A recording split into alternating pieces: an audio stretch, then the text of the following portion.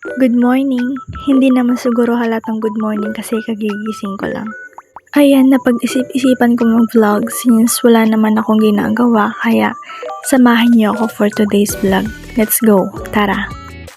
But before that, hello everyone, it's me, your Joreng. Dahil morning person ako, unang-una sa lahat ng ginagawa ko kapag kagising ko, nagliligpit ako ng kama ko, maghihilamos. Hindi lang halatang maagang-maaga dyan kasi tignan mo naman parang tanghali na. Kasi naman walang kisame. Pagpasensyaan nyo na makalat. So yan, naglilinis-linis lang ako dyan. After ko maglinis, naghilamos ako. Tapos, nagwalis ako sa loob at sa labas ng bahay. Actually, ang dami ko nang nagawa dyan. Natawa na lang ako sa sarili ko. Sabi ko, oo nga pala, mag-vlog ako ngayon. Until nakalimutan ko mag-video. Fast forward dahil magandang sikat ng araw, nagbilad kami ng palay ni Lola. Walis na muna yung ginagamit ko para ikalat yung palay kasi wala pa yung piruya, kinuha pa ni Lola. Kung hindi nyo alam yung piruya, basta yun yung yung pang basta yun, hindi ko alam, basta yun, piruya yung tawag namin dito sa Kapampangan. At yun sa sobrang tagal ni Lola sa pagkuha ng piruya, umpo muna kasi naman sobrang init Sa sobrang sarap ng upo ko, hindi ko na malaya, nandyan na pala si Lola. Halos matapos niya na yung pagkalat sa palay, tinuloy ko na lang talaga. Ayan, kaka-video, nahulog ang cellphone. Puti na lang, hindi nabasag. Puti na lang, hindi tumugpa sa bato. Nahulog na nga yung cellphone, magawa pang tumawa. Tingnan mo naman. Tapos yan, napagtripan ko si tita ko. Tinatawag-tawag ko siya dyan. Kasi lang, tap ka lang, wala lang. Ganon. Kapag talaga ganitong magandang sikat ng araw, sarap talaga magbilad, nakakasatisfy. Mainit nga lang.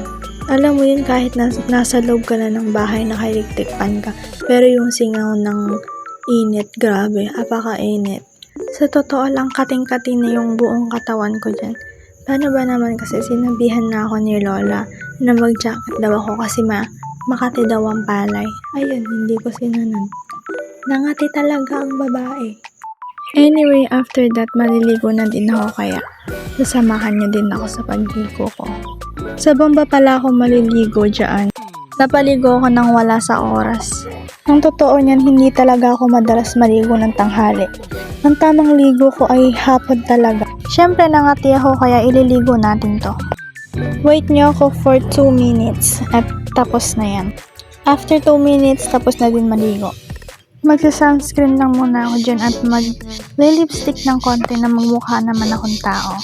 Siyempre mainit kaya gagamit tayo ng sunscreen. Baka masunog ang ating face. Sunscreen ko nga pala dyan ay Hikari. Kung ang papansin nyo may mga pimples ako, wag nyo na lang pansinin. Kasi alam nyo na, may dalaw ang babae. Ganun ako every time na magkaka-period ako, hindi mawawala talaga yung pimples. Magkakaroon at magkakaroon talaga ako. By the way, magpapalit pala ako ng damit dyan kasi naiinita ako. At ayan, nakapagbalit na nga ang babae. Presko na ulit tayo, hindi na tayo kakati. Ay, Makati. So yun, after ko maligo, nagduyan lang muna ako, nagmuni-muni, nagmerienda, gano'n. Tapos bigla na lang akong natulala kasi naman nakita ko yung ulap. Gumagalaw, naglalakad ba gano'n. After ko makakita naglalakad ng ulap, ayan naman nakita ko. Hindi ko alam ano tawag dyan, basta nung bata kami, kapag nakakita kami ng ganyan, ang saya-saya namin. Speaking of childhood, nakakamiss pala maging bata.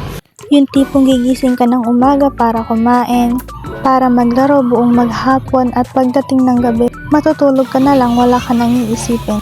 Nung bata ako, pangarap kong tumanda agad. Pero ngayong matanda na ako, parang baliktad na. Parang mas gusto ko na lang maging bata. But that it's okay kasi it's a proof na mabuti ang Panginoon na hindi niya tayo pinabayaan. And always remember that God is always with us.